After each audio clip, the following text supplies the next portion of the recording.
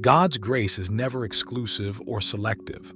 He so loved the world that he gave his only begotten Son, that whoever believes in him should not perish but have everlasting life. All the neighborhoods, all cities, all countries, and the whole planet are objects of his mercy and forgiveness, and his sacrifice had worldwide effects. John saw that this everlasting gospel would be preached to all inhabitants of the earth, to every nation, tribe, tongue, and people.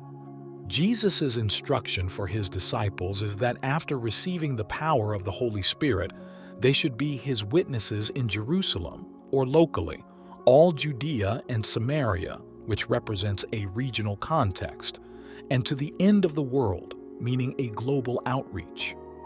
That is why God has a worldwide message, a worldwide people, and a worldwide ministry. And it is by following this pattern established by Jesus that tithes and offerings should also be distributed locally, regionally, and globally. But how would tithes and offerings fulfill their regional and worldwide purposes if they would be entirely used to support only the local church or local projects of the worshiper's preference?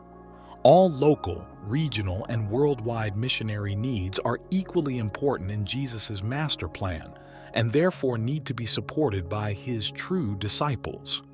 Ellen G. White says that God's money is to be used not only in your immediate vicinity, but in distant countries, in the islands of the sea.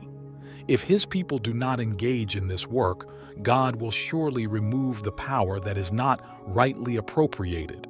Tithes and offerings are essential components of God's divine plan to advance the work of salvation on a global scale. They must encircle the earth so the church may accomplish what Jesus told us to do together. The promise offering, given as regularly and systematically as the tithe, and distributed according to Jesus' master plan, locally, regionally, and internationally, will introduce Jesus to people residing in areas ranging from mountain villages to large cities.